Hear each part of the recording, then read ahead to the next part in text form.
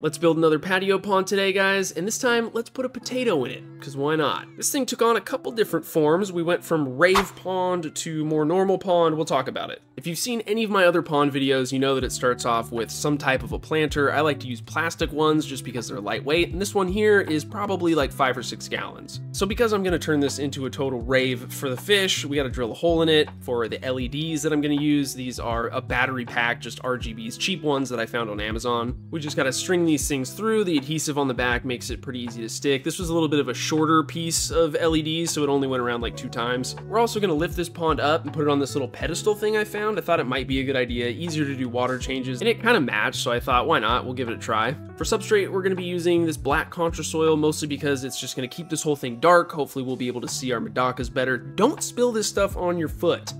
That is definitely not what you want to do. If you step on it, it's going to get all powdery and worked into the concrete. Got to be careful. We put enough in to go up to my knuckle, and again, this doesn't really matter because we're not going to put plants in it. I'll explain later. But now we can fill this thing up. We're going straight from the tap, so you want to make sure you put in some kind of dechlorinator, something that's going to get rid of the chloramines if you have that issue. I use all the Fritz stuff, you guys know this. I also threw in some turbo start because we are going to be putting in our fish this same day. It's just a really nice peace of mind thing. It's an extra thing I don't have to worry about. Do a little clarity check here on the water. Things are looking really good because we filled it up so slowly and we're all ready to move on. I grabbed one of the Potho potato clips that I had laying around, and we have the perfect potato candidate for this pond. He has basically no roots and just some new growth starting to pop out. So this one is meant for a rimmed tank, so it's big enough to fit over the lip of this pond. And I'm hoping that the potato does well. It should outside. I mean, it's a potato, so. Because the goal of this pond is gonna be primarily breeding the koi medaka ricefish that I have inside here, we gotta put in some breeding mops. So these fish have been in here, I don't know, for a few weeks. Haven't had any luck with them spawning. I think they just need to be outside. So I grabbed my brine shrimp hatchery. This works as a perfect little fish collection device. You can hang it on the side of the tank, scoop up those fish, put in those breeding mops, and then pour them into their new home. I double checked the water. The temperature was only a couple of degrees different. They're gonna be just fine. Medaka ricefish are absolute goats. They are bulletproof fish. They really are mini kois. That's one of the reasons why I've fallen in love with them this summer. And they just look awesome in this little pond. Maybe you saw it in the last pond video, but I found these little clip-on LEDs that are totally wireless. You just charge them up. They work perfectly for illuminating these little ponds. They're awesome. Now look, even though we did everything right, we did everything by the book, it's always a good idea to check your water because you never know when something weird's gonna happen. So we have these Aquarium Co-op multi-test strips and ammonia strips. I've been using a billion of these this summer, especially with all the little baby hatcheries and things that I've been doing around the yard. They're just a great way to find out what's going on in your water, and they're super quick. So you don't have to mess with a liquid test kit. Get a bunch of these, trust me.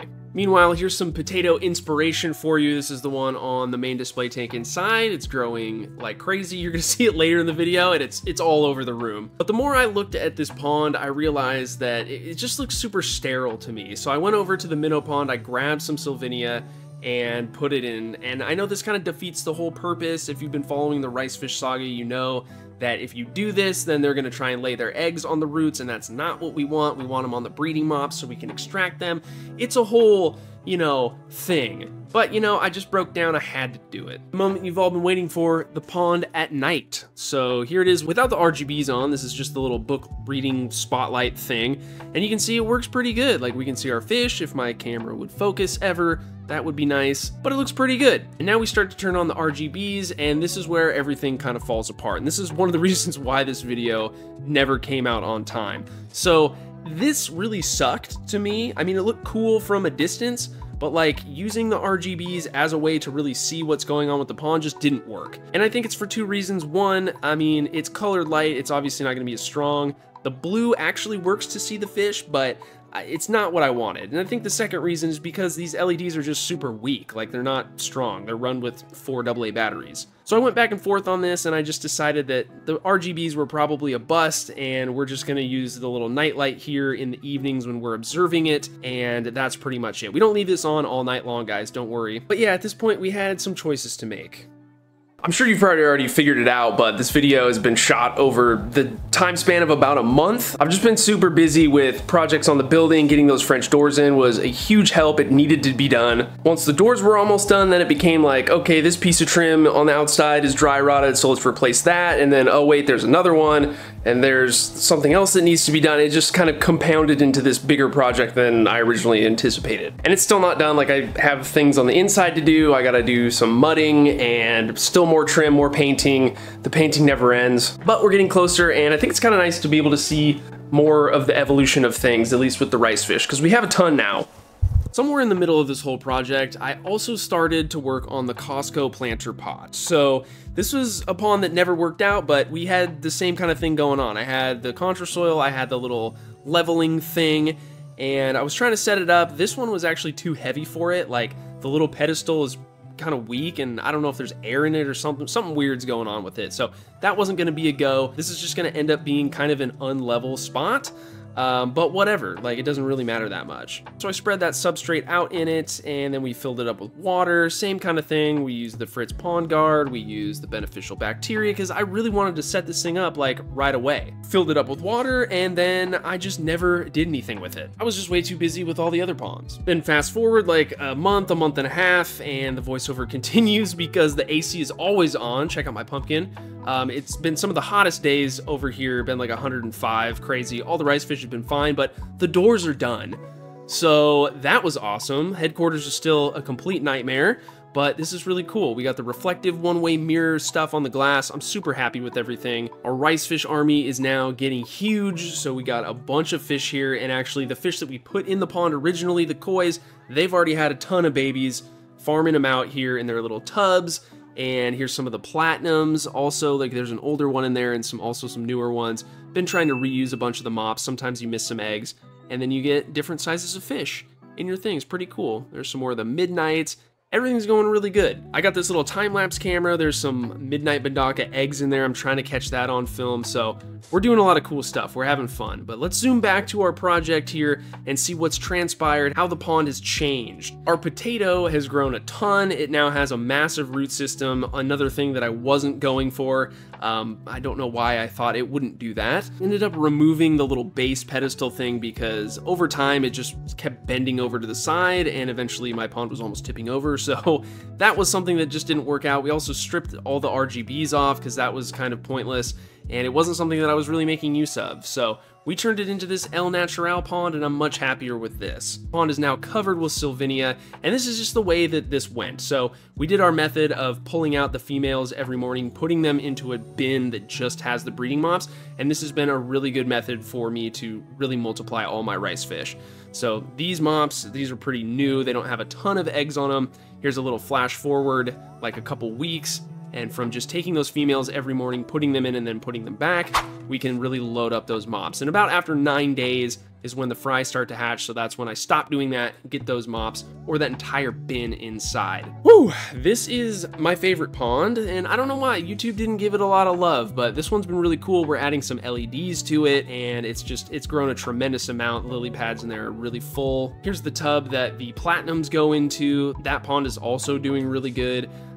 Everything in it's growing well, no algae issues at all. I've been keeping a lot of the ponds in the shade, or at least trying to shade them during these really, really hot days. For a little side experiment, I decided to try the breeding mops in with the golden white cloud minnows to see if they would scatter their eggs near or around these mops. Wasn't the case, no luck yet, but I need to show you guys what ended up happening with this pond that we never finished setting up. So it's been, like I said, like a month and a half, a lot of evaporation. Somehow there's a Ricefish in here. I think it's a platinum. I guess it could be a koi. We just don't know yet. But this turned into my little mosquito hatchery, free fish food area. And, you know, I don't know. We're rolling with it. There's also a random, I think, like guppy or mosquito fish or something that ended up in this pond. Like, I don't know, we got fish everywhere, man. And since we're showing off kind of other random stuff, this is the potato inside. It's growing all over the room. It's trying to escape through this window. I don't know. I think I'm just gonna let this one go for as long as it wants to this time. This tank is looking okay. I mean, there's a little bit of an algae issue on the Monte Carlo, but if you zoom out, you can't really see it. So I've been just letting this thing do its thing, feeding it a lot. We have quite a bit of fish in here, and yeah, should probably get in here and do a trim one of these days, but I've just been so busy outside that I should probably spend a little bit more time inside.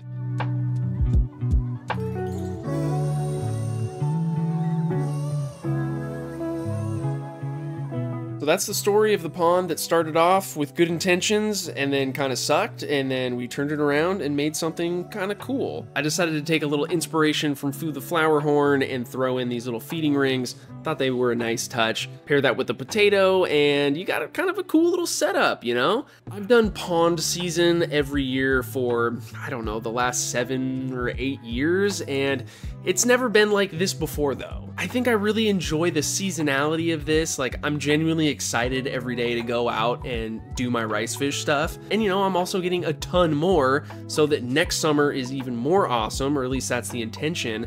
But it's gonna be nice to get a break from it here pretty soon. I know that all winter long, I'm gonna be daydreaming about when the spring starts and when I get to start my new setup and how I'm gonna expand things and what I'm gonna do. I'm not selling these fish, or you know, there's no plan to do that. I don't really know what I'm gonna do with them.